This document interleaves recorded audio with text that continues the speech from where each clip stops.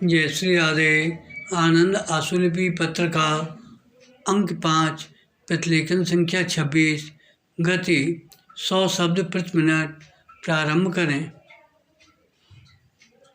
माननीय सदस्यों, कार्यालयों में विशेष प्रकार के फॉर्म, प्रपत्र, नियम, उपनियम, संहिताएं आदि प्रयोग में लाई जाती हैं। इस प्रकार के साहित्य की एक विशेष प्रकार की भाषा और शैली होती है। इनका अनुवाद कभी कभी भाषा को बोझिल कर देता है, यहाँ तक कि कई बार तो आम प्रयोक्ता के लिए उसे समझ पाना भी कठिन हो जाता है।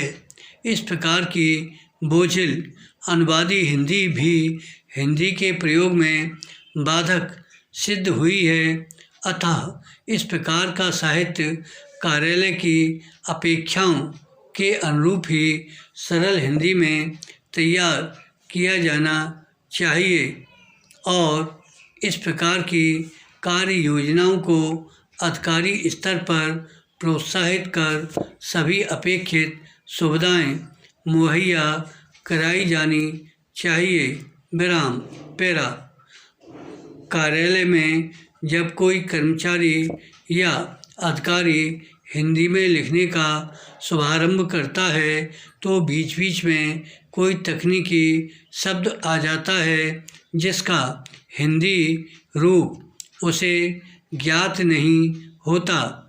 तब वह हिम्मत कर शब्दकोश का सहारा लेता है, लेकिन यह आवश्यक नहीं है कि शब्दकोश में वह हिंदी रूप में मिल जाए जो उस संदर्भ में अपेक्षित है। बस इतनी सी कठिनाई आने पर वह हिंदी में लिखने का विचार बदलकर अपनी लेखनी को अंग्रेजी में ही क्रियाशील कर देता है।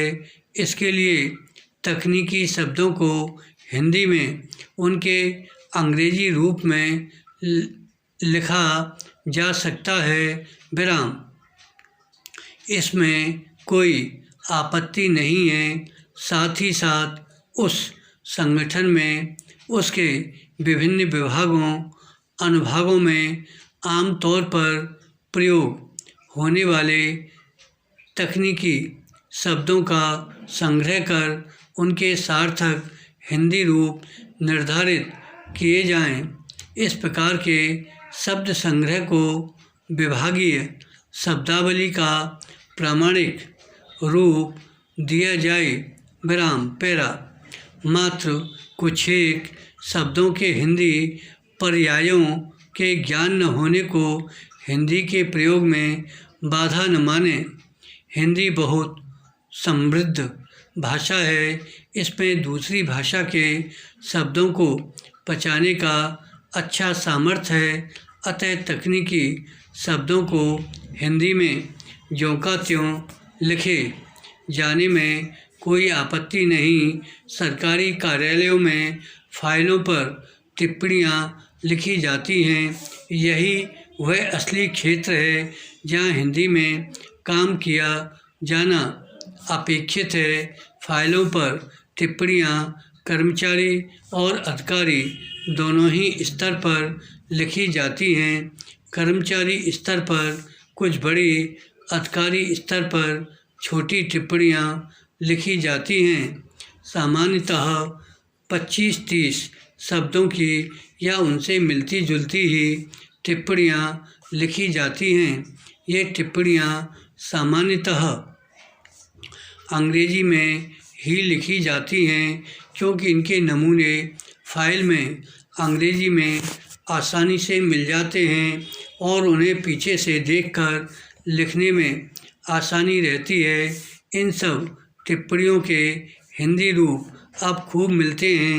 एक बार यदि इन रूपों को अच्छी तरह समझ लिया जाए तो इस प्रकार की टिप्पणियाँ बड़ी आसानी से हिंदी में लिखी जा सकती हैं। अधिकारी स्तर पर तो यह काम और भी आसान है। उन्हें तो केवल 1-2 शब्दों या वाक्यों की टिप्पणियाँ ही प्रायः लिखनी होती हैं, जैसे चर्चा करें आदि। विराम। धन्यवाद।